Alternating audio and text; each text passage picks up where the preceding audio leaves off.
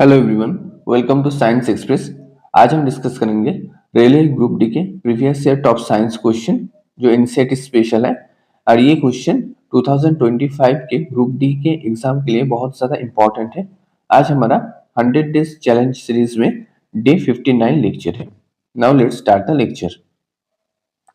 During hot summer days, water is usually kept in the earthen pot to keep it cool.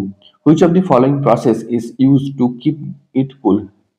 गर्मी के time में water earthen pot में हम collect करके रखते हैं, इसीलिए जो वाटर होता है वो बहुत ज्यादा ठंडा होता है। यहाँ पर कौन सा फिनोमेना काम करता है? So correct answer is the evaporation. Okay, correct answer is the evaporation. Naphthalene balls disappear with time because naphthalene का जो बॉल्स होता है वो समय के साथ साथ गायब हो जाता है। यहाँ पर कौन सा फिनोमेना काम करता है? So correct answer is the sublimation.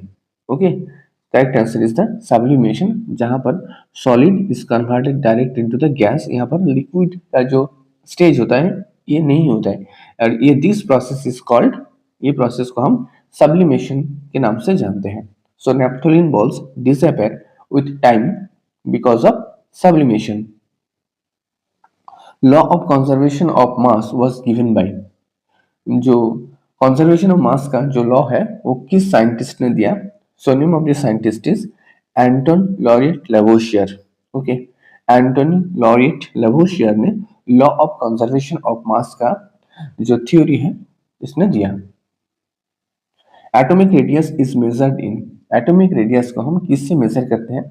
So correct answer is the nanometers. Okay, atomic radius is measured in nanometers. In the modern periodic table elements are arranged in, modern periodic table में जितने सारे elements हैं, total 118 elements हैं। इस element को हम किसके basis पर अरेंज किया है? So it is arranged on the basis of increasing order of their atomic number. Okay, increasing order of their atomic number के बेसिस पर। ठीक है, मॉडर्न पीरियोडिक टेबल में 7 पीरियड्स प्रेजेंट है और 18 ग्रुप्स प्रेजेंट है। ओके, और टोटल एलिमेंट कुल तत्व कितने हैं? 118। Okay, and modern periodic table elements are arranged in a increasing order of their atomic number. Which of the following is the last element in the Newland's law of octave classification? Newland का जो law of Octave classification है वहां पर last element कौन सा है? So it is a thorium. Okay, it is a thorium. Which of the following is the last element in the Newland's law of octave classification? That is the thorium. Why did Rutherford select gold foil for his experiment? रादरफोर्ड का जो gold foil experiment है, सो इसमें रादरफोर्ड ने gold foil क्यों इस्तेमाल किया है? So the correct answer is because he wanted the layer a thin as possible. Okay, because he wanted a thin layer as possible and gold foil was 1000 atom thick. सबसे पतला होता है gold को, हम सबसे पतला करके एक जो लेयर में कन्वर्ट कर सकते हैं, यानी शीट में कन्वर्ट कर सकते हैं जहां पर 1000 एटम का डेंसिटी होता है। Okay, because he wanted a thin layer as possible, इसीलिए रदरफोर्ड ने गोल्ड फॉइल को एक्सपेरिमेंट में लिया था।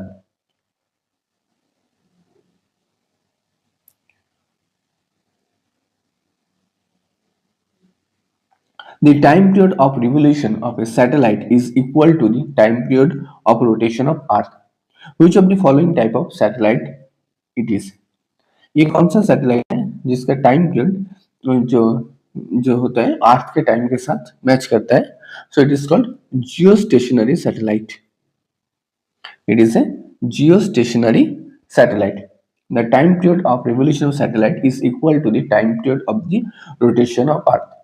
इस तरह का जो सैटेलाइट होता है जियो स्टेशनरी सैटेलाइट, इसका जो टाइम पीरियड होता है वो अर्थ के टाइम पीरियड के साथ, जो पीरियडिक रोटेशन होता है अर्थ का उसके साथ इक्वल होता है। Okay, this type of satellite is called geostationary satellite. Which of the following scientists gave the law that governed the force of attraction repulsion because two charged particle? कौन से scientist ने ये कहा अगर दो पार्टिकल के बीच में अगर चार्ज होगा तो उसमें फोर्स ऑफ अट्रैक्शन भी हो सकता है और फोर्स ऑफ रिपल्सन भी हो सकता है. सो name of this scientist is Charles coulomb. Okay, Charles coulomb gave the law that governed the force of attraction and repulsion between two charged particle. Okay, अगर सिमिलर चार्ज होगा तो repulsion होगा और different charge होगा तो क्या होगा? Attraction होगा. ओके, सिमिलर चार्ज रिपल्सन और डिफरेंट चार्ज तो क्या होगा? Attraction. So name of this scientist is Charles coulomb. The radius of curvature of a concave mirror is 30 centimeter. 30 centimeter. Following Cartesian sign convention, its focal length is expressed as n. तो इसका focal length क्या होगा? Okay, focal length equals to r by 2. सो इसका value होगा 15 centimetre. Okay, और concave mirror में जो focal length होगा वो क्या होगा? माइनस में होगा. सो correct answer is the minus 15 centimeter. Minus 15 centimeter is the correct answer. Okay, minus 15 centimeter.